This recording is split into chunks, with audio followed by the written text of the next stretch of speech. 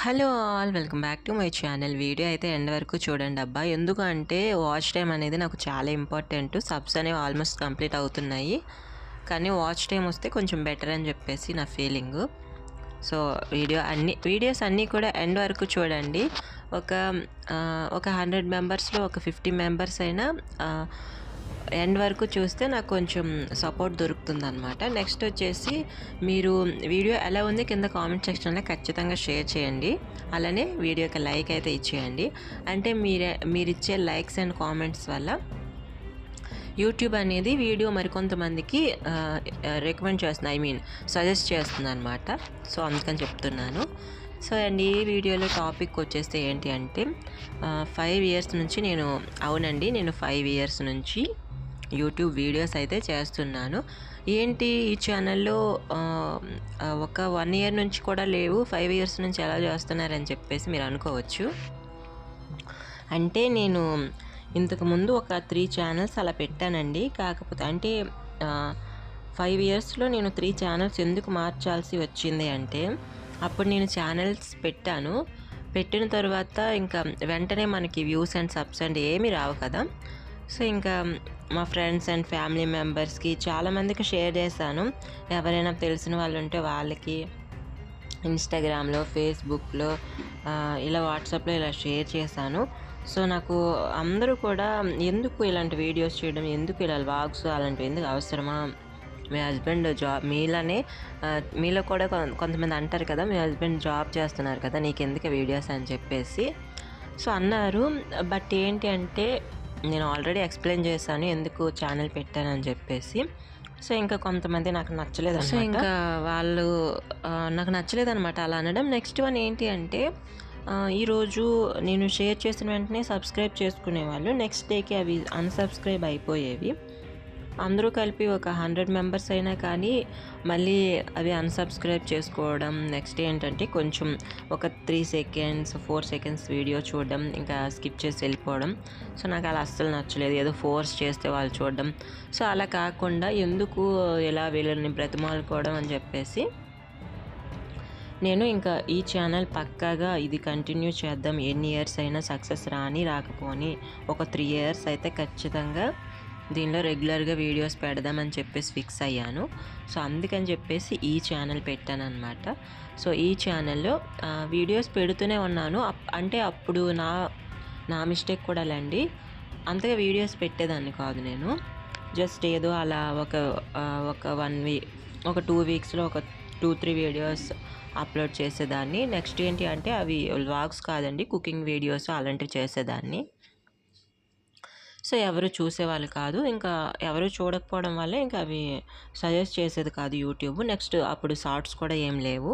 రీసెంట్గా shorts option అయితే మనకి వచ్చింది. షార్ట్స్ వల్ల ఇప్పుడు మన ఛానల్ అనేది చాలా గ్రోత్ చేసుకోవచ్చు. సో అలా అయ్యిందనమాట. మరి ఇప్పుడు ఛానల్ అయితే కొంచెం చాలా అంటే చాలా 90% గ్రేట్ అనమాట ఈ ఛానల్ అయితే.